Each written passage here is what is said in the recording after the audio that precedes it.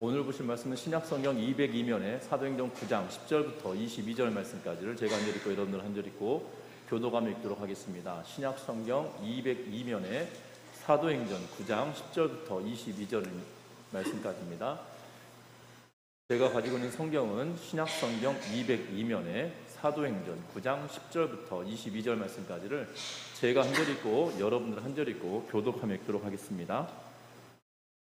그때 다메섹에 아나니아라 하는 제자가 있더니 주께서 환상 중에 불러 이르시되 아나니아야 하시거늘 대답하되 주여 내가 여기 있나이다 하니 주께서 이르시되 일어나 십자가 하는 거리로 가서 유다의 집에서 다섯 사람 사울이라 하는 사람을 찾으라. 그가 기도하는 중이니라.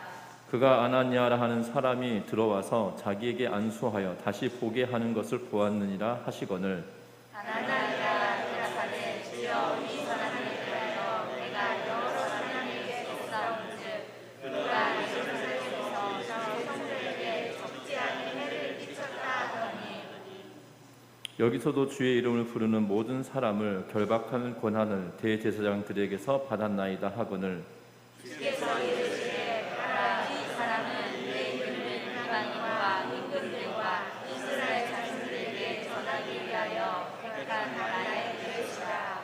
그가 내 이름을 위하여 얼마나 고난을 받아야 할 것을 내가 그에게 보이리라 하시니 아나니아가 떠나 그 집에 들어가서 그에게 안수하여 이르되 형제 사울아 주 곧 내가 오는 길에서 나타나셨던 예수께서 나를 보내어 너로 다시 보게 하시고 성령으로 충만하게 하신다 하니 즉시 사울의 눈에서 비늘 같은 것이 벗어져 다시 보게 된지라 일어나 세례를 받고 음식을 먹음에 강건하여지니라.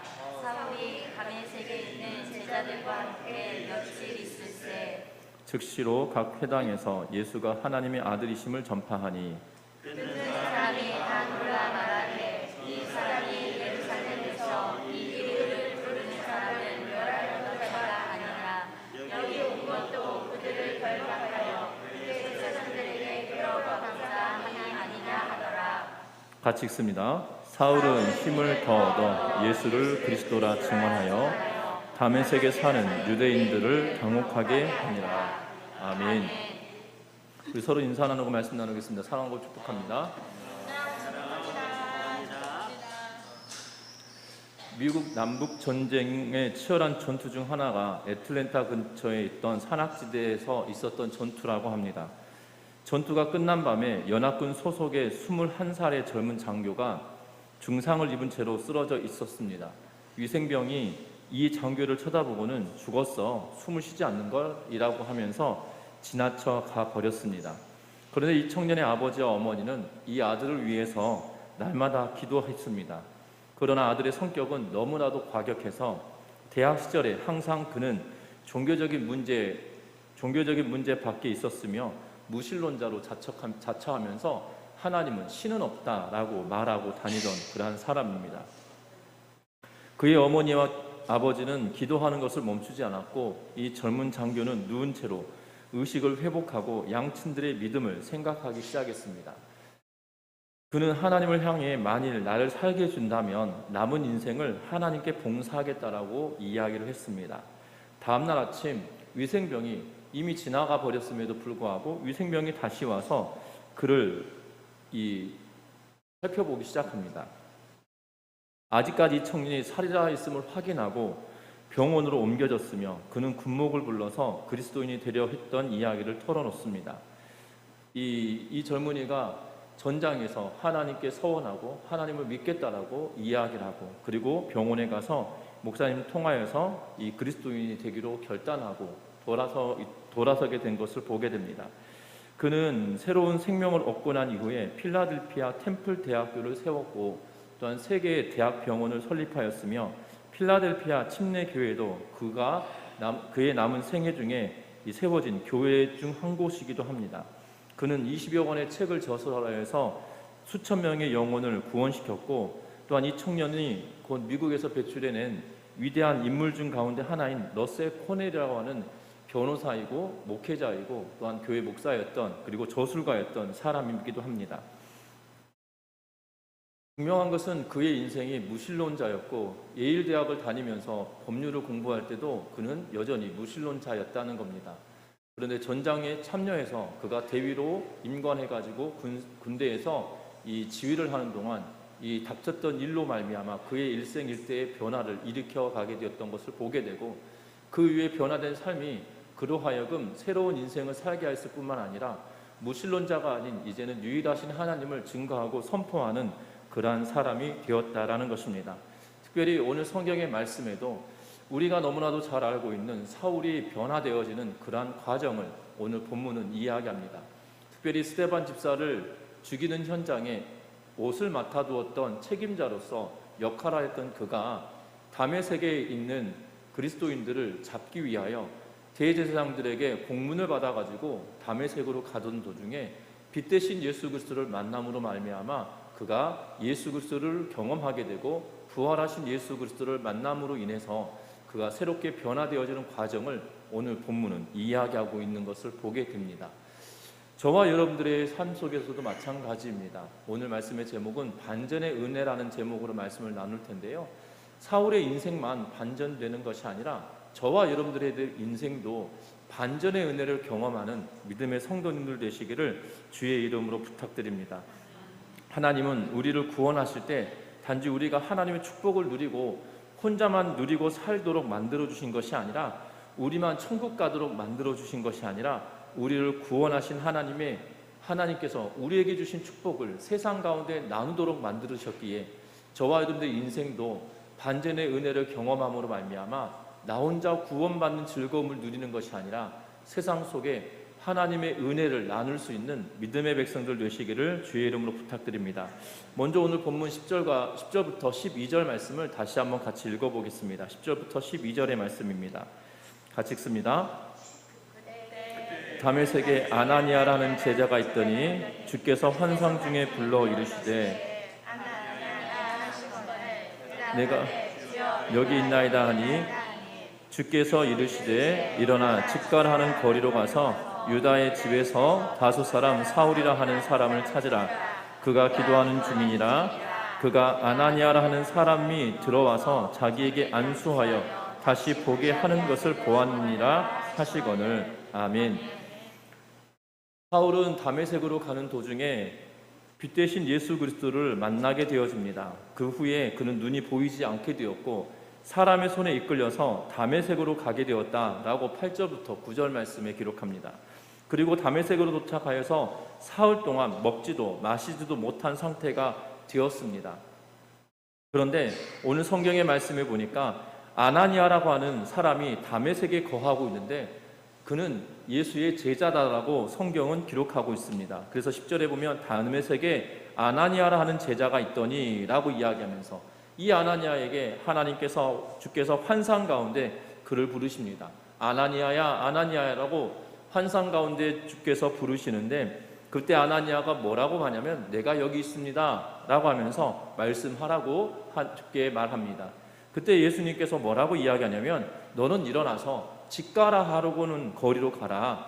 거기에 가면 유다의 집이 있고 그 유다의 집에 사울이라고 하는 사람이 그곳에서 기도하는 중에 있다 라는 것이에요. 그리고 그에게 내가 이미 환상 중에 보여준 것이 있다 라고 하면서 그가 기도하고 있는데 아나니아라고 하는 사람이 너에게 와서 안수하여 다시 눈이 보게 되는 것을 그가 보았다 라고 하면서 12절에 기록합니다. 그래서 12절에 보시면 각주해서 3해서 밑에 보시면 뭐라고 기록하냐면 어떤 사본에 환상 중에 보았느니라 라고 하면서, 어떤 사본에서는 환상 중에 사울이 아나니아라고 하는 사람이 와서 안수해 주므로 그가 눈을 보게 되어지는 환상을 그가 이미 보았다라고 하면서 아나니아를 보내고 있는 것을 보게 됩니다. 여기서 아나니아의 등장은 굉장히 중요합니다. 또한 아나니아가 이 사울에게 기도하여 주고 있는 이 장면도 굉장히 중요합니다. 우리는 얼핏 생각해 보면 예수님을 사울이 직접 만났잖아요. 사울이 직접 예수님을 배웠습니다. 빛 대신 예수 그리스도께서 나타나심으로 인하여 그가 말합니다. 너는 왜 나를 핍박하느냐 라고 이야기할 때 나는 당신을 핍박할 일이 없는데 당신 누구냐 라고 물을 때 나는 네가 핍박하는 예수다 라고 하며 부활하신 예수 그리스도를 만나게 되어지는 그러한 장면이 9절 말씀까지 기록해 놓고 있다는 겁니다. 그러면 여러분들 직접 만났던, 직접 예수님께서 나타나셔서 사울에게 그렇게 하셨다라면, 고쳐주는 것도 하나님께 기도하면 사울이 예수를 만나서 직접 고쳐주시는 것도 가능한 일이 아니겠어요? 빛 대신 예수를 만남으로 인하여 그가 보이지 않게 되었습니다. 그리고 지금 기도하는 중이에요. 그냥 기도하는 것도 아니고요, 사흘 동안 지금 금식하며 물도 음식도 마시지 않고 금식하며 기도하고 있는 그러한 상태다라는 사실입니다. 그래서 9절에 보니까 사흘 동안 보지 못하고 먹지도 마시지 않았다라고 이야기하고, 그리고 11절에 보면 그가 기도하는 중이다라고 이야기하고 있는 거 보아서는 예수님을 만나고 난 이후에 그의 생각이 굉장히 복잡해지고 복잡해진 것 같습니다. 내가 알고 있었던 그 하나님이, 그리고 내가 핍박했던 그 예수가 정말 부활하였다라고 이야기하고, 그리고 그 부활하신 예수를 만났기에 그의 머릿속에서는 굉장히 복잡한 상황이기 때문에 3일 동안 먹지도 마시지도 않고 금식하는 상태가 되었다는 거죠. 그러한 상태에 있는 그에게 예수님께서 직접 나타나셔서 너 고생했다, 내가 너를 고쳐주마, 이제는 나를 핍박하지 말고 가서 복음 전해라 라고 이야기하시면 더 극적이지 않겠습니까? 예, 저만 극적이라고 생각하는군요. 저 같으면 그럴 것 같아요. 하나님께서 질병을 주셨으면, 눈을 안 보이게 해주셨으면 하나님께서 직접 또 치료해 주시고, 그리고 사울이 딱 나갔을 때 다메섹 사람들에게 큰 우레와 같은 소리로 모세를 택하여 사용했던 것처럼 내가 이 사울을 택했다 라고 이렇게 말씀해 주시면 얼마나 놀랍겠습니까? 그렇지 않겠습니까? 그런데 하나님은 직접, 또한 예수께서는 직접 하시지 않으시고 아나니아라고 하는 사람을 택하여서 그 일들을 감당케 하고 있다는 거예요. 그리고 마치 우리가 9장을 보고 있지만 나중에 10장을 보시면 고넬료 사건이 또한 등장하는데, 고넬료에게도 임하셨던 환상 가운데 임하고 베드로에게도 환상 가운데 임하였던 그러한 사건처럼 지금 사울에게도 임하시고 아나니아에게도 임하여서 아나니아를 만나게 하는 사건을 굉장히 극적으로 지금 주께서 연출하고 계시는 그러한 모습을 보게 된다는 거예요. 왜 이러한 일들이 필요하겠냐는 겁니다. 사울을 하나님께서 사용하실 때 오늘 본문의 내용을 보면 11절, 15절 말씀에 보면 이렇게 기록합니다. 15절부터 16절 말씀에 보면 주께서 이르시되 가라, 이 사람은 내 이름을 이방인과 임금들과 이스라엘 자손들에게 전하기 위하여 택한 나의 그릇이다. 그리고 그가 내 이름을 위하여 얼마나 고난을 받아야 할 것을 내가 그에게 보이리라 라고 말씀하시면서 내가 택한 그릇이다, 그리고 그는 나를 위하여 고통당할 것이다 라는 말씀을 하고 계시다는 거예요. 그러면 이 모든 상황 속에서 하나님께서 택하여 귀한 그릇을 쓸 거다라고 했다라면 직접 하실 수도 있으실 것임에도 불구하고 하나님은 아나니아라고 하는 사람을 통하여 이 일들을 행하고 있다는 사실입니다. 특별히 사울의 눈을 뜨게 하고 선교의 사명을 부여해 주시면서 아나니아를 선택하시고 그 일을 감당케 하시는 이유가 적어도 두 가지 이유 때문일 거다라는 생각이 들어져요. 첫 번째는 무엇이냐면, 예수를 핍박하던 사울이 예수를 만나게 되었고 예수님을 믿게 되었다는 사실들을 증언해 줄 사람이 없다는 거죠. 무슨 말인지 이해되시나요? 주님께서 직접 환상 중에 딱 나타나시고 그리스도인들에게 짜잔 하고 나타나셔서 내가 택했다, 얘의 말을 잘 들어라 이렇게 말씀하시면 극적이겠으나 사람들이 그걸 가지고 증언해주고 증명해주지는 않거든요. 그렇지 않겠습니까? 예수를 핍박하고 교회를 핍박하고 스데반을 죽이던 현장에 그가 모든 책임자로 있던 그가 지금 내가 예수 믿게 되었다라는 것을 그 누구가 증언해 주겠냐고요. 예수님께서 딱 모든 그리스도인들을 모아놓으시고 한날 한시 이곳에 모여라, 내가 사울을 소개하겠다 이렇게 하지 않은 이상 사울이 복음 전하는 현장에 나아간다는 것은 불가능한 일이라는 거예요. 누가 그를 믿어주겠습니까? 분명한 것은 이 아나니아는 예루살렘 교회 공동체를 핍박하고 스데반 집사를 죽였던 현장의 책임자로 있었으며, 그리고 지금 다메섹으로 그리스도인들을 잡기 위하여 왔던 그를 증언해주고 증명해줄 유일한 인물로 하나님께서 그를 택하셨다는 사실이죠. 그 아나니아를 택하실 때 어떠한 사람을 택하셨냐? 제자로서 인정받았던 사람이라는 거예요. 아나니아가 다메섹에 그리스도의 제자로 인정받고 있었던 사람이기 때문에 그를 택하시사 그로 하여금 사울에게 안수케 하고 그의 눈을 뜨게 하고 그로 하여금 복음 전하는 일에 그를 소개하도록 만들고 있는 그러한 모습을 보게 되어집니다. 여러분들, 사울이 예수를 믿었다는 것에 귀를 기울수록 만들어주는 거, 그것은 아나니아의 역할이고 아나니아가 해야 될 일인 것처럼 보여진다는 겁니다. 왜냐하면 아나니아는 말합니다. 13절에 주여 이 사람에 대하여 내가 여러 사람에게 듣사온즉 그가 예루살렘에서 주의 성도들에게 적지 않은 해를 끼쳤나이다 하더니 라고 이야기합니다. 여기서도 주의 이름을 부르는 모든 사람을 결박한 고난을 대제사장들에게 받았나이다 라고 하면서, 그 사람이 지금 이런 사람인데 예루살렘 교회도 핍박하고, 그것도 그냥 핍박한 것이 아니라 적지 않은 해를 끼쳤던 사람이고, 다메섹으로도 온 이유도 결박할 고난을 가지고 온 사람인데 내가 그에게 무엇을 할 수 있습니까? 라고 지금 말하고 있다는 거죠. 그런데 하나님께서는 그에게 내가 택한 그릇이다, 그리고 나를 위해서 고난받을 사람이야 라고 하며 그에게 증인이 되어주고 아나니아에게 그리스도인이 되었다는 사실들을 정확히 알게 해주는 그러한 역할로, 가교의 역할을 하도록 아나니아를 선택하시고 사용하고 계시는 그러한 모습을 보게 된다는 겁니다. 저와 여러분들도 기억해야 합니다. 무엇을 기억해야 되냐면, 저와 여러분들도 하나님께서 가구의 역할을 할 수 있도록 우리를 택해 주셨다는 사실이에요. 우리의 주변에 또 다른 사울과 같은 인물들이 있을 수 있다는 거죠. 말씀을 시작하면서 서론에 이야기했던 이 러셀 코넬과 같은 인물이 또 있다는 사실입니다. 저와 여러분들이 정말 그러한 이들이 우리 주변에 있을 텐데, 그러한 이들도 주께로 나아오도록 가교의 역할을 할 수 있는 은혜가 있으시기를 주의 이름으로 부탁드립니다. 뿐만 아니라 아나니아를 선택하신 이유가 있다는 거예요. 선교의 사명을 감당하기 위하여서, 전도의 사명을 감당하기 위하여서 아나니아를 또한 선택하고 계시는데, 중요한 것은 선교 사역은 혼자 하는 것이 결단코 아니라는 사실입니다. 사울이 하나님을 예수를 만나고 난 이후에 그의 인생이 바뀌었고, 또한 사흘 동안에 금식하며 기도하며 내가 만난 그가 도대체 누구인지 곱씹으며 하나님의 말씀을 정리하며 나아가고 있는 모습을 보게 되는데요. 그러한 탁월한 인물이었던 사울조차도 홀로 하는 것이 결단코 아니었다는 사실입니다.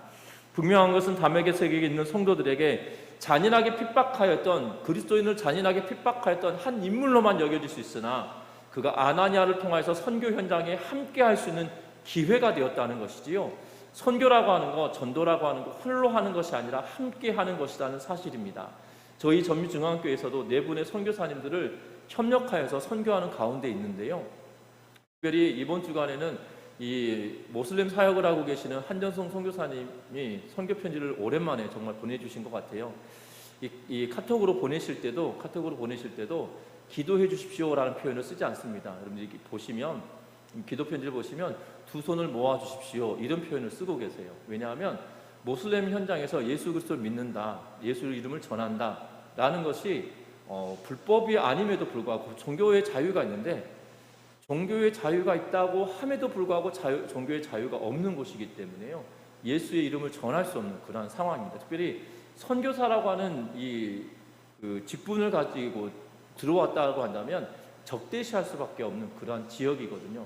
95% 이상 모슬렘들이 있는 곳이고, 그래서 대학에서 학생들을 한국어를 가르치고 계시는데, 참 감사하게도 이번에 이 편지를 받았을 때는 이 전임 강사로 이제 되어서 연구실로 배정받아서 학생들을 좀 더 자유롭게 만날 수 있게 되었다라고 하면서 기도해달라고 말씀을 하시던데요. 네 분의 선교사님을 우리가 협력하면서 선교하고 있는 가운데 있습니다. 분명한 것은 그들이 하나님께서 부르셔서 홀로 호련단신으로 간 것으로만 아니라 한국 교회에서 그들을 파송하고, 또한 협력하여서 그들의 생활을 할 수 있도록, 또한 사역을 할 수 있도록 돕는 일들이 우리 가운데 있고, 또한 그들에게도 필요로 하는 것이거든요. 선교는 홀로 하는 것이 결단코 아닙니다. 또한 한국 교회 안에서 전도도 마찬가지입니다. 홀로 할 수 있는 것이 아니거든요. 저와 여러분들이 기도로, 또한 물질로도 함께하며 전도의 현장 가운데, 선교의 현장 가운데 함께 할 수 있는 은혜가 저와 여러분들 가운데 충만하여 지시기를 주의 이름으로 부탁드립니다. 아나니아가 함께하는 선교의 시작점을 그와 함께하고 있고, 또한 사울이 또 뒤에 가면 13장 이후에 가서 보면 바나바라고 하는 인물을 통하여서 새롭게 선교의 현장에 뛰어들게 되어지는 것을 보게 되는데, 선교는 홀로 하는 것이 아니라 혼자 하는 것이 아니라 함께 하는 것이고 부름받은 자들이 다 함께 동참하는 일이라는 것을 기억하면서 저와 여러분들도 전도와 선교의 현장에 홀로가 아니라 함께 할 수 있는 은혜가 있으시기를 주의 이름으로 부탁드립니다. 뿐만 아닙니다. 오늘 성경의 말씀에 보면 아나니아는 주의 말씀에 순종하여서 사울을 형제라 부르며 그에게 나아가고 있는 것을 보게 되어집니다. 17절 말씀 같이 한번 읽어봅니다. 17절 말씀입니다. 아나니아가 떠나 그 집에 들어가서 그에게 안수하여 이르되 형제 사울아, 주 곧 내가 오는 길에서 나타나셨던 예수께서 나를 보내어 너로 다시 보게 하시고 성령으로 충만하게 하신다 하니 라고 이야기합니다. 그를 형제로 받아들입니다. 그를 두려워하고 적대시하였던 그러한 상황이었지만 하나님께서 그를 부르시고 그를 만나 주셨다라는 그러한 이유와 그리고 목적이 그에게 있다는 사실을 듣고 사울에게 나아갑니다. 그런데 사울에게 나아갈 때 얼마나 두려울까 싶습니다. 그렇지 않을까요? 지금 사울을 핍박하기 위해서 온 자이잖아요. 사울이 그리스도인들을 핍박하기 위해서 온 자이잖아요. 살인의 현장에 모든 책임을 지겠다라고 했던 사람이고 예루살렘 교회에 큰 해를 끼쳤던 사람이고 다메섹으로 올 때도 큰 해를 끼치며 왔던 사람입니다. 그런데 그 사울을 만나는데 쉬운 일이 결단관이었을 것 같아요. 결단관이었을 것 같아요. 그런데 지금 이 아나니아가 사울에게 왔습니다. 그런데 사울에게 왔는데 어떤 상황입니까? 눈이 보이지 않아요. 그리고 3일 동안, 사흘 동안 먹지도 마시지도 않은 상태에 있었습니다. 어떻게 보면 우리는 선입견이 있거든요. 어떤 선입견이냐면 교회를 핍박하는 사람들은 무지막지할 것 같다. 그리고 눈빛도 보통이 아닐 것 같다. 이런 생각이 선입견이 있을 수 있습니다. 그런데 지금 사울이 딱 마주하였을 때 어떠한 마음이 확 왔을 것 같으시나요? 지금 아나니아가 사울을 처음 딱 맞닥뜨렸을 때 어떠한 생각이 들었을 것 같으십니까? 눈은 보이지 않습니다. 막강한 권력을 가지고 다메섹으로 딱 왔는데 모든 힘이 꺾여버리고 모든 것이 다 자포자기 되어져 버리고 아무것도 할 수 없는, 앞이 보이지 않아서 아무것도 할 수 없는 그러한, 어떻게 이렇게 표현하면 안 되겠지만 비천해 보이는 그러한 상황까지 떨어져 버리는 있는 그러한 사울의 모습을 보게 된다는 거죠. 어찌 보면 하나님은 아나니아에게 긍휼한 마음을 주시고 사울을 끌어안을 수 있도록, 마음으로 품을 수 있도록 은혜를 주셨다는 사실입니다. 저와 여러분들에게도 마찬가지예요. 저와 여러분들이 세상을 향하여 나아갈 때 하나님께서 우리의 마음에 주시는 긍휼한 마음을 품고 나아갈 수 있는 은혜가 있기를 주의 이름으로 부탁드립니다. 그런데 이 아나니아가 어떤 일을 합니까? 머리에 손을 얹고 안수하여 기도합니다. 그랬더니 그에게 어떤 일이 벌어집니까? 19절에 보니까 눈에서 비늘 같은 것이 벗어져 다시 보게 된지라 라고 이야기하고, 그 일로 말미암아 그가 세례를 받았다라고 이야기하고, 또한 세례를 받고 나서 음식을 먹고 강건하여지기 시작했다라고 성경은 이야기하고 있는 것을 보게 되어져요. 중요한 것은 아나니아가 그에게 머리에 손을 얹고 기도함으로 말미암아 그의 육신의 눈이 열려지기 시작했습니다. 육신의 눈만 열려진 것이 아니라 영의 눈도 열려져서 하늘과 땅의 권세를 가지고 부활하신 예수 그리스도께서 이 땅을 통치하시기를 원하시는 그 마음을 그가 헤아리기 시작했다라고 우리에게 말합니다. 그래서 20절부터 21절에 뭐라고 이야기합니까? 즉시로 회당에 가서 예수가 하나님의 아들이심을 전파하니 라고 이야기하고, 21절에 듣는 사람마다 다 놀라서 말하고 있다라고 이야기합니다. 그 놀란 이유가 다른 것이 아니라 예루살렘에서 교회를 핍박하던 자가 예수를 믿으면 핍박하였던 그 사람이 지금 예수를 전하고 있기에 얼마나 놀랐겠습니까? 지금 그가 예수께서 그를 만나신 이유, 하나님께서 그를 선택하신 이유, 하나님께서 그를 부르시고 택하신 이유를 생각하면서 영의 눈이 열리니 그가 행해야 될 일들을 기억하고 그가 해야 될 일들을 깨닫고 그가 행하고 있는 그런 모습을 보게 된다는 거죠. 저와 여러분들도 마찬가지입니다. 저와 여러분들 육신의 눈이 밝아졌던 것으로만 기뻐할 일이 아니라 우리의 영의 눈이 열려져서 우리가 해야 될 일들을 기억하고 하나님의 말씀을 가지고 세상 가운데 나아가며 행해야 될 일들을 선하게 행하는 우리 믿음의 성도님들 되시기를 주의 이름으로 부탁드립니다. 중요한 것은 진짜 부활하신 예수 그리스도를 만났다는 사실이에요. 놀라운 것은 부활하신 예수 그리스도를 만났다는 사실입니다. 그래서 그가 말합니다. 즉시로 각 회당에서 예수가 하나님의 아들이심을 전파하니 라고 이야기하고 있는 거예요. 여러분들, 이 사울의 생각에선 유대인들의 입장에서는 유대인들 입장에서는 예수 그리스도는 그냥 평범한 사람들 중에 하나였습니다. 오죽하였으면 예수님이 부활하신 사건에 대하여 시신을 훔쳐갔다라고 이 종교 지도자들이 소문을 내므로 인하여 그들 사이에서 여전히 예수는 사람들 가운데 한 명이고 시신을 훔쳐갔다라고 여길 만한 그러한 인물이었거든요. 유대교 입장에서 보면 거기에 심취하고 거기에 지도자의 역할을 했던 그 사람에게 있어서만큼은 그것이 당연한 이야기였고 그것이 마땅한 이야기였을 거예요. 그런데 뭐라고 이야기하고 있냐면 하나님의 아들이시다라고 전파하고 있는 걸 보게 됩니다. 그 이유가 무엇일까요? 그것은 하나님의 아들이시다고 이야기했던 건 부활하신 예수를 만남으로 말미암아 실제로 부활하신 예수 그리스도를 체험함으로 말미암아 그분이 곧 하나님이신 것을 드러내고 나타나셨음을 그가 경험했기 때문이라는 사실입니다. 우리들도 마찬가지 아니겠습니까? 여러분들 부활하신 예수님을 믿으시나요? 예수님이 부활하셨던 사건은 그냥 부활하신 사건 이것이 주는 것이 전부, 이 사실만을 말하는 것이 전부가 아니에요. 부활하신 예수 그리스도를 만난다는 사실은 다른 것이 아니라 예수님의 부활은 예수님이 하나님이신 것, 그것을 증명하는 것이거든요. 예수님이 하나님이신 것을 증명하는 사건이 부활 사건이에요. 무슨 말인지 이해되시나요? 이 예배 전에 설교 말씀 듣기 전에 이렇게 인사하시잖아요. 사랑하고 축복합니다 이렇게 인사하시잖아요. 사랑하고 축복합니다라고 이렇게 인사하는데 서로 사랑하고 축복하는 것은 이렇게 마음의 진심일 텐데 그 진심이다라고 이야기하면서도 진심이지만 우리가 딱 증명해낼 수 있는 방법이 뭐가 있겠냐 이 말입니다. 예수님은 제자들에게 말씀하셨어요. 뭐라고 말씀하시냐면 내가 세상 죄를 지고 죽일 거다. 그리고 3일 만에 부활할 거다고 말씀하셨거든요. 예수님이 딱 죽으셨습니다. 그러면 죽는 걸로 끝났다라면 그 누구도 다 할 수 있는 이야기예요. 하나님이든 사람이든 다 할 수 있는 이야기거든요. 그런데 그분이 부활하심으로 말미암아 하나님의 약속이 이루어졌음을, 그분이 하나님이신, 스스로가 하나님이신 것을 증명하는 사건이 바로 부활의 사건이거든요. 부활하신 예수 그리스도를 만남으로 말미암아 하나의 사람이다라고 생각했던 바울의 생각이 깨져버리고 이제는 그분이 하나님이시고 그분이 하나님이신 그분이 이 땅에 오셔서 나의 죄를 용서하시고 우리를 구원하시게 십자가에 죽으셨으며 내가 예수 그리스도로 말미암아 새롭게 되었다는 사실들을 증거하기 시작한 것이 바로 이 사울의 사건이라는 사실입니다.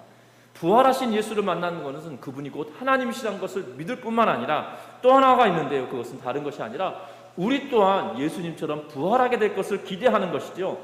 그래서 고린도전서 15장 20절에 뭐라고 기록하냐면 부활의 첫 열매가 되셨다라고 이야기하면서 우리 또한 부활하여서 하나님과 영원한 기쁨을 누리게 살아갈 것에 대한 첫 번째 열매로서의 예수 그리스도를 나타내고 있는 그러한 모습을 보게 된다는 겁니다. 비늘과 같은 눈이 벗겨지고 난 이후에 그의 육신의 눈만 밝아진 것이 아니라 영의 눈도 밝아져서 예수 그리스도가 곧 하나님이신 것을 보게 되고 나 또한 죽고 나면 부활하게 될 거라는 사실들을 눈여겨보게 되고 그리함으로 말미암아 예수께서 이 땅에 가르치신 것, 하나님께서 말씀하셨던 것이 곧 예수 그리스도이심을 그가 깨닫고 예수 그리스도를 증거하고 가르치기 시작했다는 사실이에요. 저와 여러분들도 마찬가지입니다. 부활하신 예수 그리스도를 믿는다라면 하나님이 우리 가운데 오셔서 나의 죄를 위하여 십자가에 죽으시고 나의 죄를 위하여서 부활하셨다는 사실, 그 하나님이 나의 죄를 위하여서 이 땅에 오시고 부활하셨다는 사실들을 믿는다라면 저와 여러분들도 담대하게 사울과 같이 전하며 살아갈 수 있는, 예수 그리스도 이름을 전하며 살아갈 수 있는 믿음의 백성들 되시기를 주의 이름으로 부탁드립니다. 또 하나 우리가 기억할 것이 있어요. 오늘 성경의 말씀에 보면 하나님은 하나님의 말씀대로 사용하시는 은혜를 경험하게 된다는 거죠. 15절과 16절 말씀에 보니까 하나님께서 사울을 어떻게 사용하기를 원하십니까? 나의 그릇이다 라고 이야기하면서 이 사람은 내 이름을 이방인과 임금들과 이스라엘 자손들에게 전하기 위하여 택한 나의 그릇이다. 그리고 또 하나가 16절에 보니까 내 이름을 위하여 얼마나 고난받아야 할 것을 내가 그에게 보이리다 라고 하시면서 두 가지 예를 이야기하고 계시죠. 내가 택한 그릇이다, 나 때문에 고난받을 거다 라고 두 가지를 이야기하십니다. 그런데 사울의 인생을 통해서 보면 이 두 가지를 다 이루어지고 있는 것을 보게 되어져요. 갈라디아서 2장 8절에 뭐라고 기록하고 있냐면 베드로에게 역사하사 그를 할례자의 사도로 삼으신 이가 또한 내게 역사하사 나를 이방인의 사도로 삼으셨느니라 라고 고백하고 있는 것을 보게 되어져요. 이방인들에게 복음을 증언하기 위해 증거하기 위해 나를 택하셨다라고 바울이 고백하고 있습니다. 뿐만 아니라 고린도후서 11장에 보면 그가 얼마나 많은 고난과 핍박을 당하는지 우리는 눈으로 보게 되어진다는 사실이에요. 중요한 것은 우리의 인생도 마찬가지입니다. 하나님은 저와 여러분들 부르실 때 무턱대고 아무렇게나 부르시는 것이 결단코 아니라는 거예요. 그렇지 않습니까? 여러분들 물건 하나를 사실 때도 여러분들 주방이나 여러분들 집에 뭐 하나 필요한 물건 하나 사실 때도 여러 가지 꼼꼼하게 따지지 않으십니까? 그냥 마트 가가지고 눈에 들어오면 이 입구부터 시작해서 출구까지 여기부터 여기까지 막 다 산다 이거 아니잖아요. 예, 그거 아니지 않습니까? 꼼꼼하게 생각하고 필요에 따라서 이것이 정말 필요한가 그렇지 않은가 꼼꼼하게 따져보고 이것이 더 좋을까 저것이 더 좋을까 하면서 꼼꼼하게 따지면서 선택하지 않습니까? 하나님도 우리를 부르시고 택하실 때 무턱대고 아무렇게나 마치 충동구매하듯이 우리를 부르시는 것이 아니에요. 하나님은 심혈을 기울여서 우리를 부르시고 택하셨다는 사실입니다. 분명한 이유와 목적을 가지고 우리를 택하셨다는 거예요. 그래서 오죽하였으면 너는 귀한 존재다라고 계속적으로 이야기하신 이유가 거기 있다는 겁니다. 너는 내 아들이라 오늘 내가 너를 낳았다라고 하면서 하나님께서 저와 여러분들을 내 자녀 삼아 주셨다, 내 아들이다, 내 딸이다라고 이야기하며 부르셨다는 사실이에요. 그것도 아무렇게나 하신 것이 아니란 것입니다. 부르심이 합당하게 사용하시고 부르심이 합당하게 그 일들을 감당하도록 우리를 세워주셨다는 사실이에요. 저와 여러분들에게도 마찬가지입니다. 우리를 부르신 이유가 분명하다는 거예요. 다른 것이 아니라 모든 족속으로 제자를 삼아 아버지와 아들과 성령의 이름으로 세례를 주고 내가 가르쳐 지키게 하라라고 우리에게 말씀하고 계시는 것을 보게 된다는 겁니다. 저와 여러분들 기억하십시오. 우리 또한 하나님을 알지 못하는 사울과 같은 존재를 하나님께서 바꾸셔서 반전의 은혜를 경험하게 하시고 어떻게 보면 이 21절에 들었던 사람들의 반응처럼 반전이거든요. 저가 핍박했던 자가 아니냐라고 하면서 지금 그가 핍박하는 것이 아니라 그를 전하고 있다라고 하는 반전의 은혜를 보게 되는데 우리의 인생도 이렇게 반전의 은혜를 누리며 살아가는 은혜가 있기를 주의 이름으로 부탁드립니다. 말씀을 맺으려고 합니다. 여러분들의 삶에서는 어떤 변화가 있으셨습니까? 예수를 믿기 전과 믿고 난 이후의 변화는 무엇입니까? 우리는 내 삶의 변화가 정말 있었는지 없었는지 고민할 때가 있거든요. 특별히 저처럼 모태신앙인인 경우들은 더 그런 것 같습니다. 오히려 모태신앙인이 아니라 예수 안 믿다가 예수를 믿게 되고 난 이후에 삶이 바뀌는 것이 너무나 명확하게 보여지는데 모태신앙인들은 그러지 않을 때가 더 많은 것 같아요.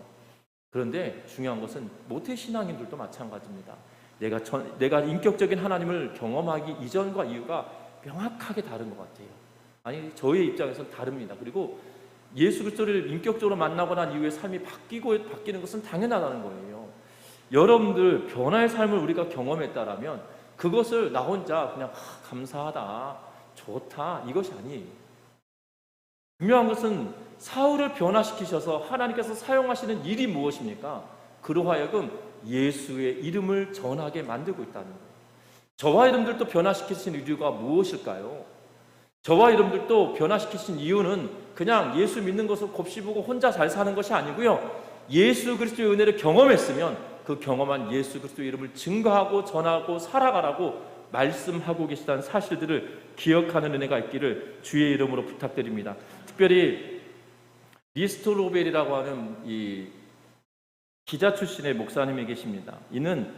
이분은 1981년까지 이 굉장히 유명한 이 시카고 트리뷴이라고 하는 신문의 법률부장을 지냈던 그런 사람입니다. 법률 전문 기자였고 또한 이 리스트로벨은 교회에 굉장히 적대적인 감정을 가지고 있었던 그러한 사람입니다. 특별히 이 사람도 무신론자였거든요. 그런데 그가